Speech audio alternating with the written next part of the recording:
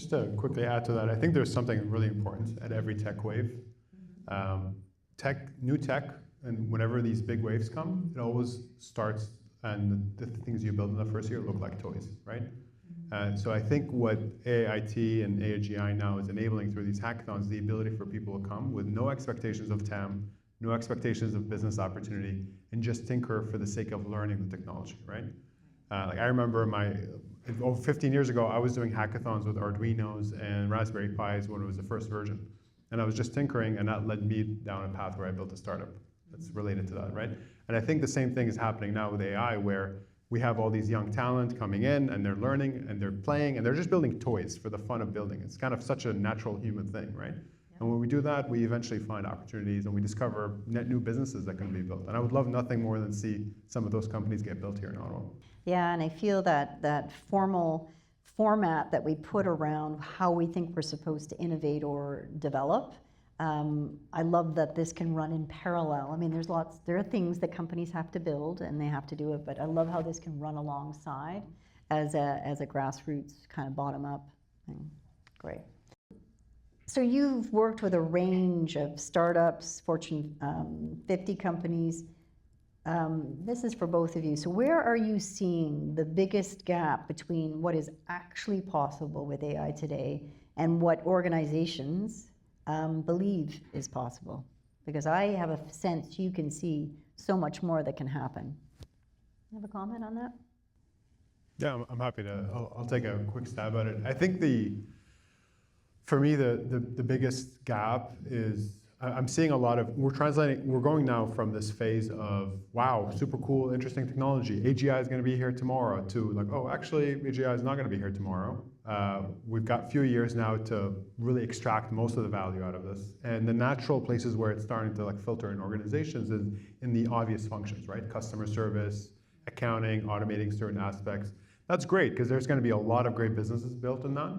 But I think when Hai and I talk, we're also thinking like, where is this going to go in a few years from now? And I think for me personally, the thing that I get really excited about, and I think Ottawa has potentially a competitive advantage to play with, is what happens when these models get a lot better and get smaller at the same time.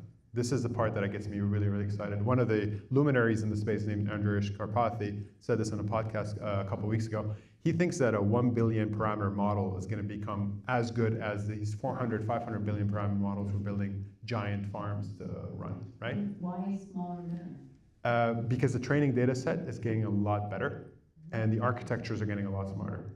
So imagine now a tiny model that can run on device, can run on the edge, can run on the microphone, on the stand, and what can it possibly do? To me, that's a whole wave that we're still super early in. And with all the knowledge and talent in Canada and Ottawa in general, I think there's some tremendous potential to build some really great exciting companies. Are you listening to that? Tables 1 and 2 in the front? Okay. Good stuff. All right, and actually I want to talk a little bit, you talked a lot about the US, and you said this might be a spicy question. So why not stay in Canada? Why is the accelerator in the US? Like what are those founders gaining? Do they have a change in mindset when they go to the US? We're doing things differently. They're doing things differently with AI in the US. Explain that a little bit. When you go to SF, your hardest problem is figuring out which event you go to pretty much every night of the week, because there's always things happening. And that density just makes you feel like you're part of something bigger, and it makes you want to run faster and be really more engaged, not to mention the stimulating conversations you run into. There's no shortage of talent in Ottawa. I think we could totally do something like this. We just need a lot more AGIs, in my opinion. These hackathons, like right now, we host one every 6 weeks, pretty much, which is great because it's very consistent, always well attended. But judging by the interest in those hackathons, I think we could do one every week. We just need more support. We need more people to get involved to be able to enable it. And to bring in the youth, bring in the university undergrads, bring in the professors. We have so much intellectual horsepower in this country, and in Ottawa especially, and I think we can really do something special if we just have more of this. I want to get to a point where every Monday I'm torn, like, where do I go to, I think the killer combination, an outlet really symbolizes it, is you've got somebody who's non-technical, very deeply engaged with the problem, and then you've got a CTO that's deeply technical, fascinated by the technology, right?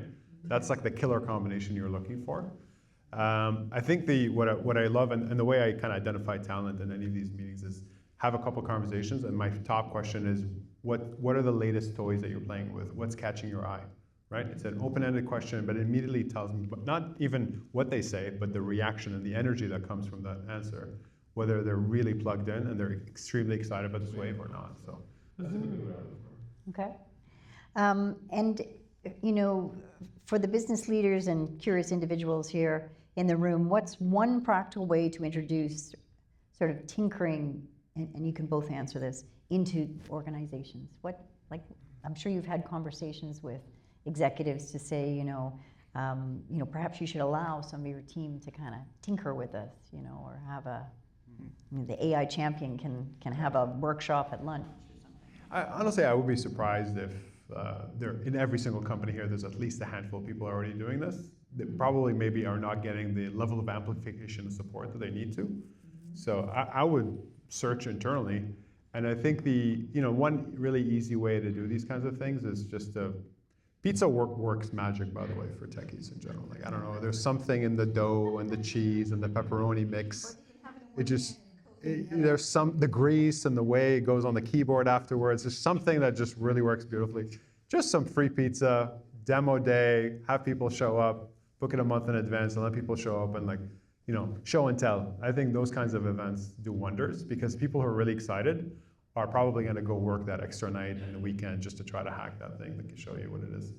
I think the flip side of it, if you're thinking more about the lieutenants and the kind of the leadership level, is really empowering them to really try to think not from this lens of like, hey, there's this new tool you got to use, but try to empower them to think through, is there a piece of operation or something within their operation that could potentially be automated that they want to recommend a tool for or build something in-house for. Those are the two ways. But personally, I'm a huge fan of show and tells and free pizza. It kind of gets you very far. Top three? Yeah, all good. Top. I think honestly, the biggest thing for me right now is I think in Canada we're going through a major shift. I think we've heard it from our Prime Minister. One of our biggest, strongest economic relationships is over, right? And we really need to adapt as a country and think through how do we build more technology here? How do we empower the tinkerers, the founders to start more companies and really stand on our own 2 feet as much as possible? We have a history of doing it in the country. Like Ottawa has such a rich history in the 90s of building incredible networking companies. We could do it again. And there is no better time than now to do this. So I really think that's my biggest call out is, I hope everybody here leaves inspired and empowered to figure out a way to help somebody who's interested in building or themselves just pick up that slice of pizza, get that grease on your hand and start building, right? But I think that's what we need to be doing the most. On my end, literally opposite side of the story here. So I studied mechatronics engineering at Waterloo, was super deep into tech, did a master's, kind of continued on that path. But I have a couple of redeeming traits to my many other faults. The two are infinite curiosity. I'm always interested in knowing how something works. So naturally, when I joined an early stage startup, my mind went from, okay, cool, I now know how the software works. How does marketing work? How does sales work? And I just naturally wanted to go there. And then I have this other trait of wanting to go where I'm most uncomfortable. So I naturally went from being a coder to being like, okay, I think I suck at sales. What would make a good salesperson? How can I learn it? And that's what led me down to finding my own startup, is really just that curiosity of trying to push myself into areas where I'm uncomfortable. And yeah, at this point, I feel like I'm a pretty well-rounded jack of all trades. I am certainly not the best AI engineer or coder, but I'm pretty lethal on a keyboard still. And at the same time, I can come on stage and have a great conversation and crack up some jokes. So. I love that. Question. My personal perspective here is that the government is feeling a lot of pressure right now. There is demand to show results instantly. And the challenge with that is they're going to the natural, convenient places where they can do that. We've got a lot of resources in Canada. Okay, let's go sign a whole bunch of deals. Let's try to do more of that. And I genuinely worry we're going to be missing the boat on this massive transformational technology if we don't start laying the seeds for it now. And what I see with AGI, what I see with the hackathons, and I wish for the rest of the country to have more of this, is we need more of these things coming into play.